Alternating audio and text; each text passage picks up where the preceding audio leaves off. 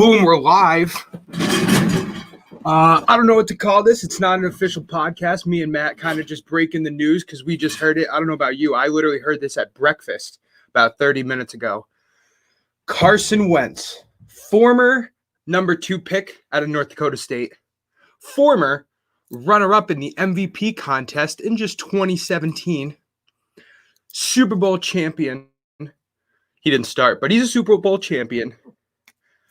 And now the highest honor he's earned in his career, officially an Indianapolis Colt. Carson Wentz just got traded to the Indianapolis Colts from the Philadelphia Eagles. Now, what, might you ask, did Carson Wentz get traded for? Being that Matthew Stafford, who arguably has less credentials in his career than Carson Wentz, even though he's been in the league for twice as long, just got traded for 2 number 1s and a number 3. Well, we can report to you live on SFBNRI that Carson Wentz got traded for a 3rd-round pick this year in the 2021 draft and a conditional 2nd-round pick next year, which could turn into a 1st-round pick. The way that would turn into a 1st-round pick is if the Colts manage to get their draft position at pick 25 or later, 25 to 32, that 2nd-round pick would turn into a 1st-round pick for the Philadelphia Eagles next year in 2022. I am being joined by Director of Operations for SFBNRI, Matt Joels. Matt, how you doing? Good. How are you? I'm literally reading this off of the wire the same exact way you did, seeing tweets come in from Adam Schefter and Chris Mortensen. I'm reading right here, just going through things written by The Athletic. So it's a lot of news all coming out at the same time. This is still being considered a projected trade for the purposes that the NFL league year does not start until March 17th. So we have to sit on this for a year. But I have never in my 20 years in this business ever seen a projected trade end up balked by the league in some bizarre way.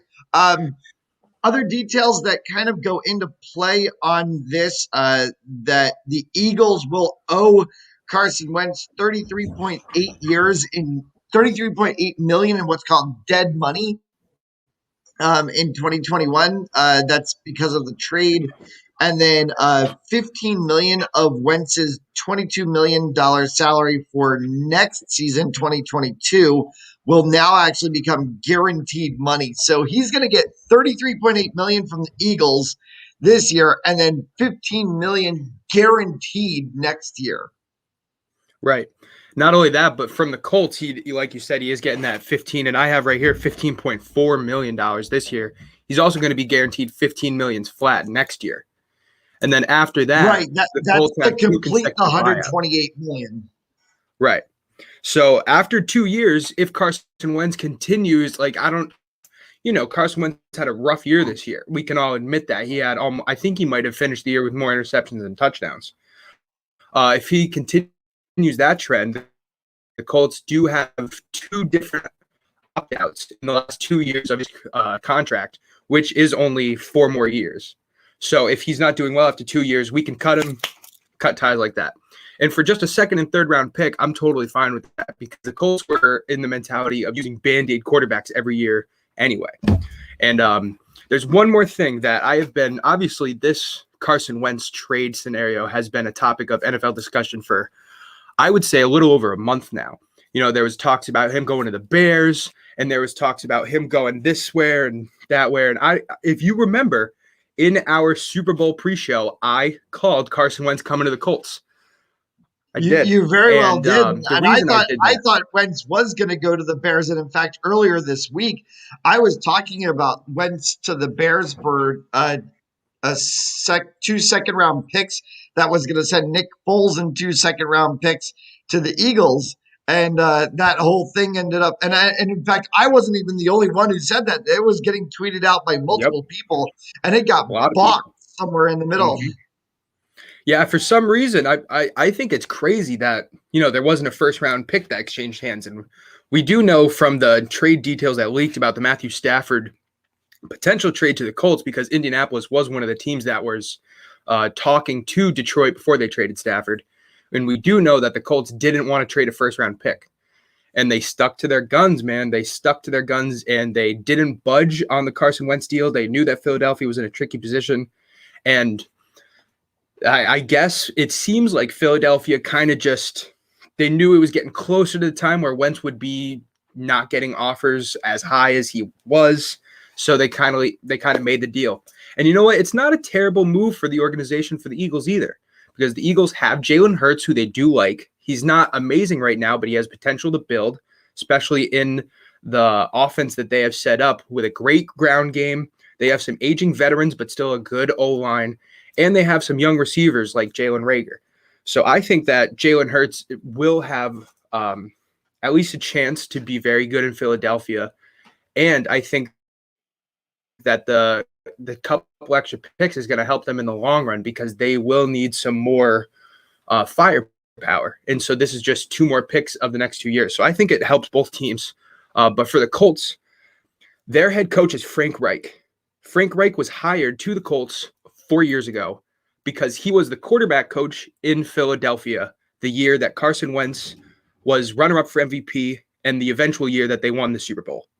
Carson Wentz was coached by Frank Reich, who is now going to be his head coach. So I think that was not only the biggest reason why the Colts pushed so hard for this deal to be made, but also why I think Carson Wentz is going to enjoy coming to Indianapolis. And I think that he is going to be, I think it's the perfect scenario for him to resurrect his career. Yeah, and that's always something that is an interesting thought in when all of these trades or free agency signings happen, is whether or not a player going to another team, when you have that coach relationship already there, does it actually help the player out? And it's going to be very interesting to see Carson Wentz go to Indianapolis, and if he all of a sudden becomes 2017, 2018, 2019 I hope he Wentz, does. Hope he like, does. then that could be extremely good for the Colts. The other side of the coin ends up being now the massive question of what happens to the quarterbacks who are on the Colts roster. Are we going to see another trade coming very soon? And are the Eagles all in on Jalen Hurts, or are they going to go out and draft a quarterback now? Like, this is a great trade for Indianapolis, and it opened up a Pandora's box into what's going to become a wild. I mean, we're going to have a carousel. Like, we're going to have a quarterback carousel. Marcus Mariota, where is he ending up? Where's Jimmy Garoppolo going to end up? Is Cam Newton staying in New England? What's happening in Washington? Like Taylor Heineke's getting a huge contract. All of a sudden, it's like, there's it's all over. It's going to be a wild next month. It is. It definitely is. I actually wrote an article about a week ago titled NFL Offseason Quarterback Carousel. So go check that out. We're going to be talking about the same things that we talked about in there, but there is almost half of the league that's looking for a quarterback move. And this just, it obviously ends one team's looks for one, being the Colts. And the Eagles, like you just said, you brought up a great point. So the Colts backup quarterback right now, because Philip Rivers obviously retired, is Jacoby Brissett, the former Patriots third stringer who got traded not a couple years ago for a backup wide receiver by the name Philip Dorsett. And Jacoby Brissett has showed some promise. He's 27 years old. He's a decent arm. He's able to throw the ball deep, but he hasn't gotten too much playing time over quarterbacks like Philip Rivers. And so it kind of intrigues me that Brissett wasn't a part of this deal. I thought that would, one thing is Jacoby Brissett is getting paid about 15 to 20 mil And this is the last year of his contract coming up. So I wonder if the salary implications are something that drove the Eagles away. But that would have been, I think, a good idea to get some quarterback battles in the Eagles, because now Jalen Hurts is the number one guy unless you draft a quarterback, because I don't see them going after a high-priced free agent quarterback. You just got rid of your high-priced quarterback. So they could go for one. They have the number 6 pick in the draft, so they definitely could go for one of the top 3 quarterbacks that are coming out this year's draft. And there are 5 big quarterbacks that are coming out. So we could see the Eagles go for North Dakota State. Yeah, they could get another North Dakota State quarterback. Oh, wow. Imagine if that would happen. Trey Lance. That would be crazy. I didn't even think of that. That's intriguing.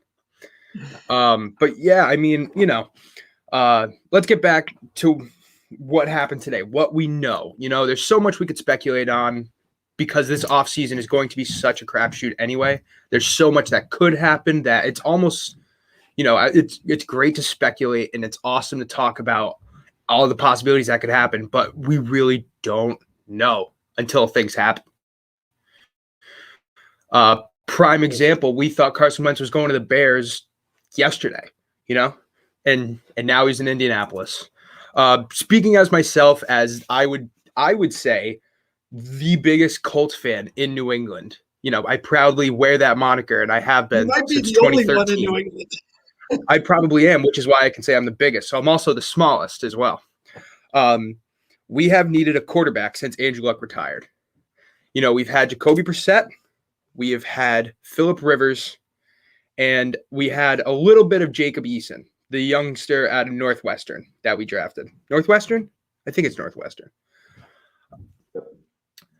And now we get a quarterback, Carson Wentz, who is almost the exact mold of Andrew Luck when he retired.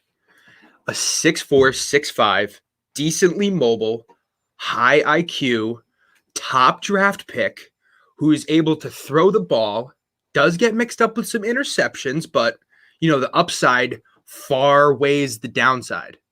So the last time the Colts had a quarterback like Carson Wentz under center, we won 8 of the last 9 games of the regular season, won a playoff game against Houston when they had better times, and lost to the Chiefs. And so I don't see that there's any reason that the Colts can't do that again coming up this year, because our team's better than it was 3 years ago. We've improved the O-line, which is one of the best in the NFL, top 2. We have a great defense, highlighted by DeForest Buckner, Darius Leonard. We have Malik Hooker, Kenny Moore's developing in the cornerback. We are good all around the ball. The only position that we need to upgrade is receivers to give Carson Wentz a little bit of a break. But hey, we run the damn ball anyway. Our running game was, I think, 3rd or 4th this year, behind the rookie Jonathan Taylor. And we also had Marlon Mack and Naheem Hines, who Marlon Mack may end up hitting free agency. But running backs are a dime a dozen. We could get a 3rd one in there. The future is bright in Indianapolis. And we have 2 years of paying Wentz and then 2 years of possibly paying him, or we could cut him for nothing. So I think that this deal is very high reward and almost low risk.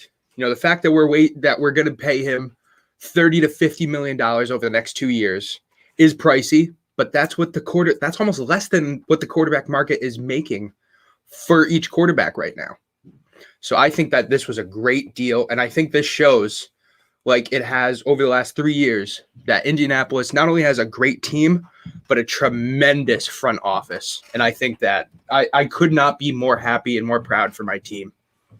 Yeah, I'm certainly, you've got to definitely give props to Chris Ballard for pulling off this trade and doing it in a way that didn't give up way too much for the Colts. They certainly have the ability also for Wentz to come and be a mentor too. They've got Jacob Eason, who, really, is not in conversation for anything. He, was, a rookie last year, really, didn't see much of the ball, anything. Right.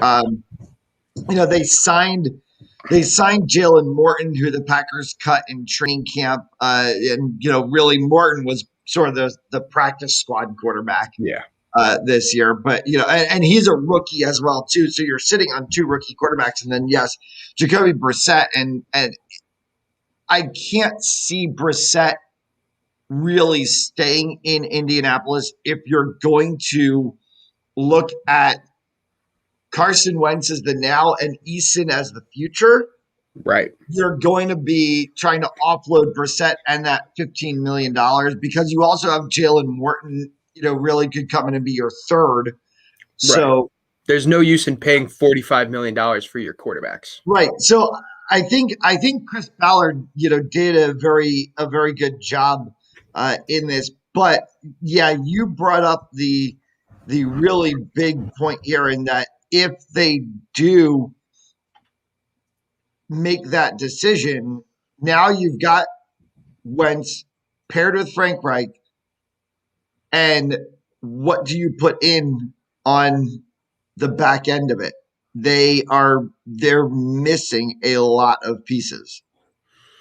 Wentz threw for 16 touchdowns and 15 interceptions last year, 57.4%.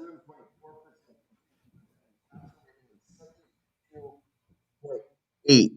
And the Eagles offensive line, yielded a league worst 65 sacks. So he's going to go from that to a team that allowed just 21 sacks, second fewest in the league. Though Anthony Costanza retires, so they've got to fill in at left tackle. Jonathan Taylor and Michael Pittman Jr. obviously are great receivers.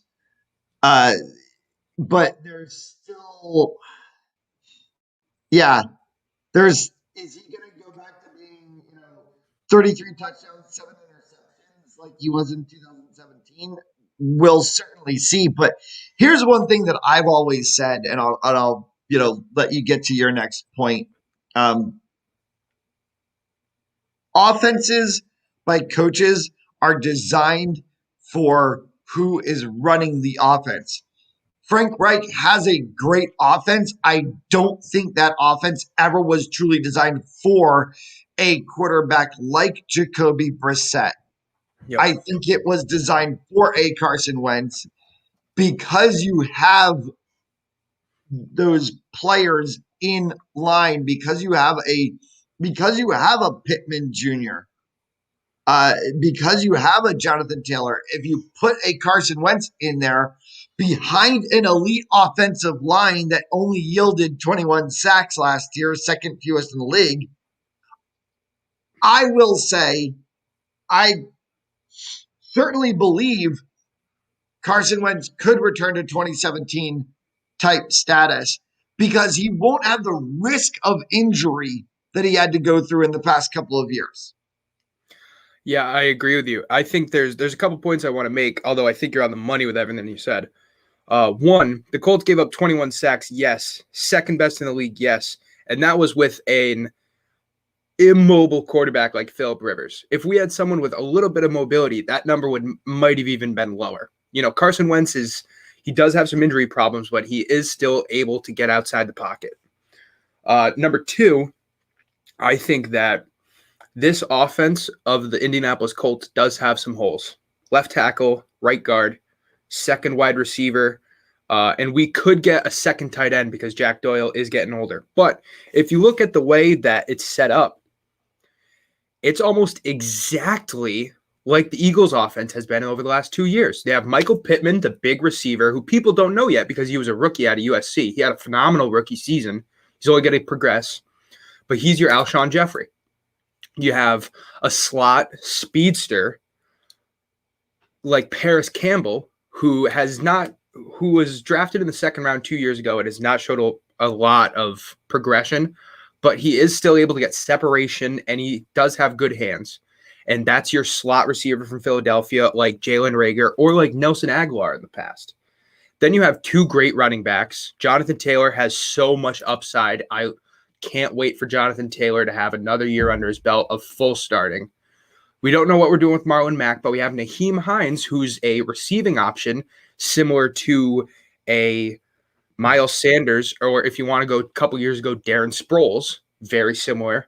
And then you have a 2 tight end set that the Colts love to work out of with Trey Burton, who had a comeback year with the Colts last year, and Jack Doyle, who's been a sensational backup piece for the last 5 years for the Colts. One of the most underappreciated tight ends in the league, which is just like Zach Ertz and Dallas Goedert. And I have some more news for you. The Colts have roughly $20 million in cap space, and they can go out and they can get a receiver, or they could get a tight end. And by the way, Zach Ertz is rumored to be released soon. And if Zach Ertz was rumored, where do you think his top landing spot might be? And obviously that's speculation. That's something I would love to see, but there's you know me, I always throw in the weird twists to it of, somebody asked me, I said something about Zach Ertz to the Bears or the Colts, and they said, well, why would Zach Ertz want to go to the Bears or the Colts? And I said, well, there's a football side to it and there's a personal side to it.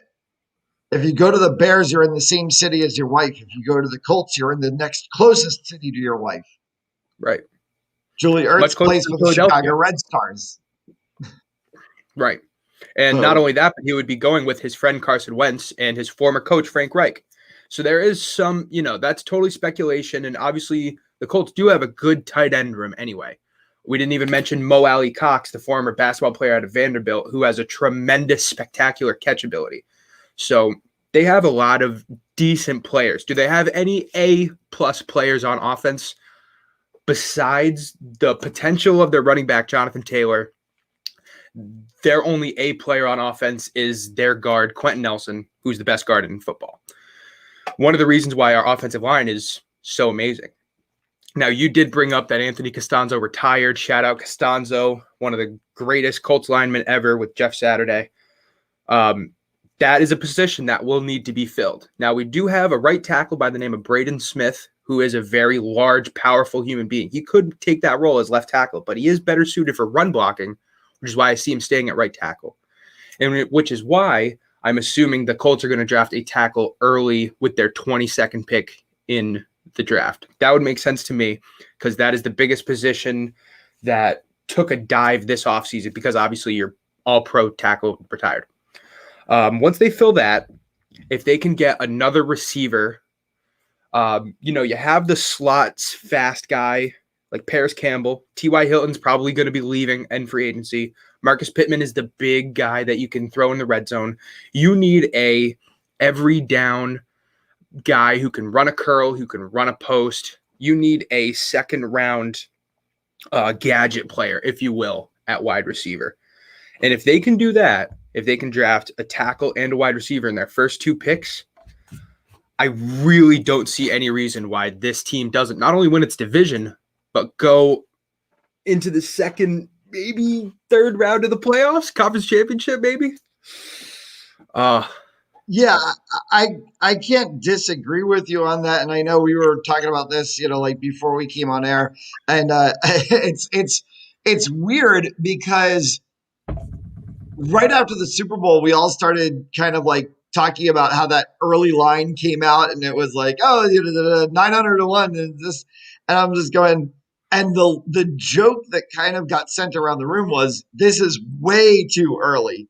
And I think now that we've seen some things that have happened since the Super Bowl with players getting released by certain teams or trades that are going to happen or contract restructurings or whatever, it's way too early to figure out like who's going where. Like if you say to me, hey, Carson Wentz going to the Colts is going to make the Colts go to the Super Bowl, I'm going to say to you, yeah, probably, but I don't know right now. Like, right, you could say that about 12 other teams. Yeah. I mean, could we sit here and say the Buccaneers are going to go to the Super Bowl next year? Yes. Can we say the Chiefs are going to go to the Super Bowl next year? Yes. Can we say that the Rams might potentially go to the Super Bowl? Yes. I mean, like, who knows? Right. No, I completely agree with you. I will say this, all right? I try to have my journalistic integrity at all times. I try to be fair. I try to be in the middle. Right now, all right, here's the middle. There I am. All right. I am biased towards this breaking news as anyone has ever been because Carson Wentz, I really like Carson Wentz. I have a couple friends who've been Eagles fans, so I've been watching Carson Wentz, and he's going to my team. I am a huge sports fan, and the Colts are my team. And we just got a quarterback who could potentially bring us to the promised land that our former quarterback couldn't even ever get us to. So bottom line, this is exciting news for Colts fans. This is exciting news for everybody in the NFL because anytime a quarterback shakeup happens, it's interesting. Maybe not exciting, but it's interesting. And I think that the Eagles have some potential to move around, rebuild for a year or two, see how Jalen Hurts works out with a couple extra picks, I think, and dumping some salary. Although it's going to kill him this year, it'll help him out in the long run. I think that both teams have benefited. I think that this just makes for more stories, makes for more potential that could happen around the league. And here's the last thing I will bring up. We know that Deshaun Watson is looking for a trade. We just saw that the Texans released J.J. Watt. Their president resigned a couple weeks ago. They don't know what they're doing. But they've obviously been looking for multiple first-round picks as compensation for Watson. Does this trade haul from Carson Wentz possibly diminish that? Do the Texans now look for maybe just one first-round pick and maybe like a third-round pick? And if that's the case, can we see a team like the Jets, like the Panthers, like the Washington football team go out and grab Watson while the picking's low? Yeah, it certainly changed the dynamic. I think after we saw the Jared Goff, Matthew Stafford trade, we thought that this was going to be this insane year where everything was going to have to be number one draft picks. It was going to be like, Mike Ditka dumping all the Saints draft picks, for one player who didn't turn out to be much of anything. Ricky Williams. But this definitely changes the conversation now as to what the value of quarterbacks are going forward through the rest of this period as we wait the next month getting to March 17th and the start of the new league year. Absolutely. All right. Well, if that's all you got, Matt, I think I'm all set. I've been loud. I've been happy. I'm thinking about what could happen. I'm anticipating things. All I can tell you is that the Colts got 10 wins this year. And, with this trade, we get nothing but better. So I can't wait for next season. As I've been saying, we say this every year. Next season is the best season because it's filled with hope. It's filled with anticipation. We still have the offseason, going to make moves, going to spend money, draft some people. I can't wait. I think that's going to probably send us out. So for me, Zach Drapo, from Matt Jolis, we want to say thank everybody who tuned in and look out for some articles because we'll be posting articles on the NFL offseason for sure. Suck at Tampa Bay fans. That's all. All right. All right, everybody. Thank you for tuning in.